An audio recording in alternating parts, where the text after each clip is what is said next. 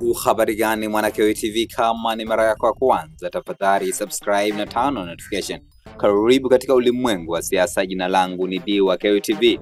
Yeriko Nyerere kupitia jukwaa la mtandao wa Twitter ameamua kumkosoa makamu mwenyekiti wa Chama cha Demokrasia na Maendeleo John Heche kwamba hotuba alizokuwa nafanya siku ya jana pale Morogoro zinakuwa ni hotuba ambazo si hotuba ambazo zinajenga bali zinabomoa, kwa sababu aliweza kumdhalilisha Susan Kiwanga kwamba alikuwa ni mama wa nyumbani, lakini Chadema imemfanya ameweza kufahamika na kuweza kuingia katika siasa.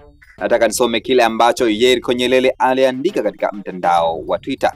Na nukuu: aina ya hii siasa za udhalilishaji wa kijinsia kwa wanawake tuzikatae kwa nguvu zote, haijalishi ni nani kazitoa. Mwenyekiti wangu John Heche, hii haikubaliki katika siasa za kidemokrasia. Tunawahitaji sana wanawake kwa wingi sana katika siasa za vyama vyetu.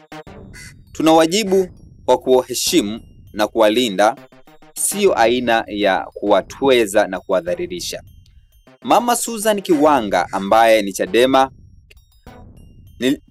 kilimwamini kikampa ubunge, chama kikamwamini kikampitisha kugombea uwenyekiti wa BAWACHA taifa. Leo wewe makamu mwenyekiti wa Chadema taifa unamdhalilisha kiasi hiki kisa tu kaamua kuhama chama? No, hii haikubaliki. Tupinge kwa nguvu zote bila kuangalia hizi itikadi na mihemuko.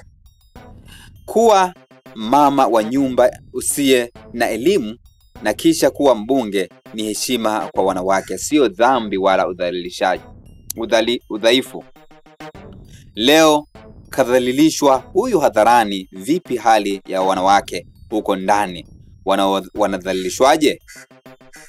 Mwenyekiti wangu amekosea, ajisahihishe, tuwaunge mkono wanawake. Hayo ni maneno ambayo Yeriko Nyerere ameandika katika mtandao wa Twitter. Jina langu ni D wa KOE TV. Asante kwa pamoja nami, tafadhali subscribe na turn on notification. Lakini watu walikuwa na maoni tofauti katika mtandao wa Twitter. Wa kwanza anaitwa Holy Watch, anasema mzee, kwa nini usihame? Frankie anasema wewe unapaswa uwe nje ya Chadema. Hayo ni baadhi ya maoni ambayo umeweza kutoa katika mtandao wa Twitter. Tukutane katika ulimwengu wa siasa. Bye bye.